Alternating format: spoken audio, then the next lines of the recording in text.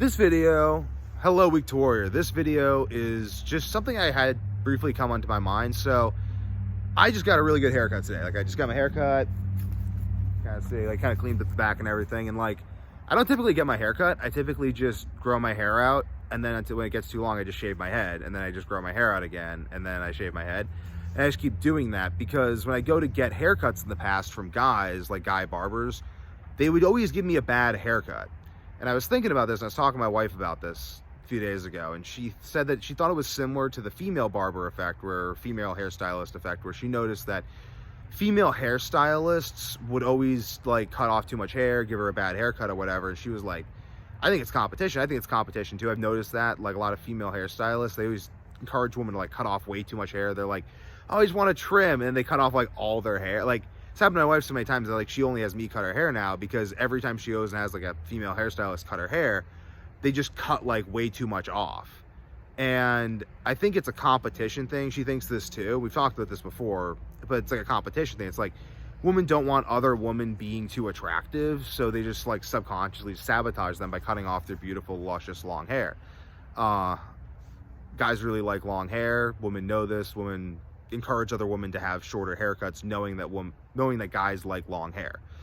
So I'm basically wondering, I think a similar thing was going on with the guy barbers. I go to get my haircut, guy barbers, and they'd always just do a terrible job. Like I go in with this hairstyle, they just like shave the sides or whatever. They just always do like weird stuff.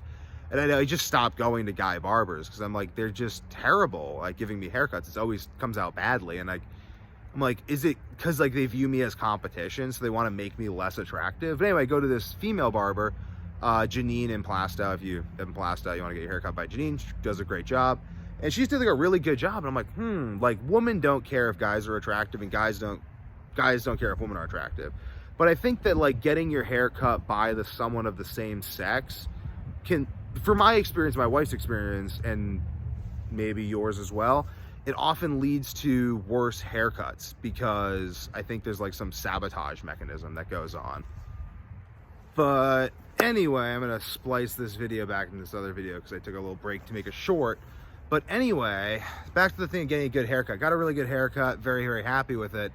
And just wanted to like tie this to the esoteric ideas. This is gonna be my video for Sunday of I believe it was the Apache, like the Apache trackers. They'd use Apache trackers in World War II to track people and track stuff, basically. They bring them over across the seas. And at first they mandated that they all cut their long hair because military or dude can't have long hair. But then they found that they actually hurt their ability to track. They could no longer track. So then they allowed them to grow out their long hair. They could then track again. So it was this interesting thing of like hair and like sensing. And I've thought about this too, not like seriously and not serious investigation of like the medicinal properties of hair. It's just not what I'm looking into at the moment. I have much more free time to look into things that probably won't yield anything than I will, but might yield something. But anyway, though, with hair, it's just interesting. Like hair does have this sensory effect. Like you feel it on your head. Like you have like longer hair, you move your head, you feel it. And I have my hair trimmed. I don't have like anything in the back anymore, so it's a lot more comfortable. I feel a lot cleaner. Like I feel like a lot like there's just less kind of going on. It does. Like now that I've cut my hair, I mean, you can't tell it's still slicked back, but it's shorter. There feels like there's less going on. Same if they've ever shaved your head. It's a very interesting thing, like in a sense wise, because now your head is feeling its bare skin. It's never felt this before. You're not feeling your hair on your head. And even in some ways I've wondered about like hair as like just like an antenna. Like, I don't know, like it looks like an antenna. I don't think it really is an antenna. But you look at like hair as an antenna, it's interesting. Like people have different structure hair. Like some people have like really kinky, curly hair. Some people have like wavier hair. Some people have perfectly straight hair. So all those antennae would be catching different things in some sense. Like men have shorter hair, women have longer hair. It's like, in some sense, it's like symbolizing the increased receptive nature of woman, and just a lot of interesting symbolism around hair and the effects of hair. Like, one thing that's interesting is like, I went to someone else to get my haircut. So in some sense, now society as a whole is participating in my appearance and my being of Devin. Whereas before it was just me, at least for as far as my hair goes.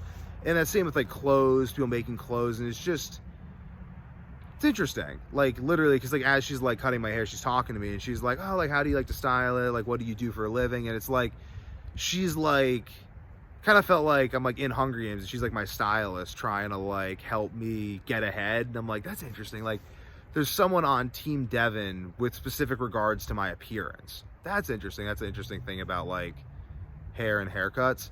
But also, if you're going to be using hair products, make sure you're using non-toxic organic hair products. I make this myself because all the stuff I can buy at the store is toxic. It's all the paraffin and fragrance in it and all this nonsensical stuff that I really wouldn't want to put on my body, because I have to smell it, and it just, the smell gets into your lungs and you're inhaling all these chemicals. You have no idea what they're doing. I mean, we know a lot of them are like neurotoxic. A lot of them are illegal in Europe, which tells you, I mean, as I say, oh, it's neurotoxic, and it's like, okay, whatever, but like, it's illegal in Europe. Like, it's actually illegal, but here they allow it. I guess they just don't care as much about our health here, or maybe whatever. I guess they care more about freedom. I guess I'd rather have freedom than tyrannical government, but at the same time, that's again why it's important to make sure you're getting good information and following people who can really help you find out what to actually do, because we do have crazy freedom in the US. You can just go and eat poisoned food and die of cancer and then go get chemo, and maybe the chemo will kill you, maybe the chemo won't kill you, but maybe it will kill you. It definitely does kill some people. I'm not going to say it kills everyone, but not saying it doesn't, and it also definitely kills some people. So, you know, just make sure you're really getting good information, because in this modern world of freedom, we have the freedom to hang ourselves often. And I want to kind of tie this back to hair in some way, but I don't know. I'm really glad I went and like got like a professional haircut, because I just feel better. Like I feel like more put together, and I think it's definitely something people pay attention to, and it is,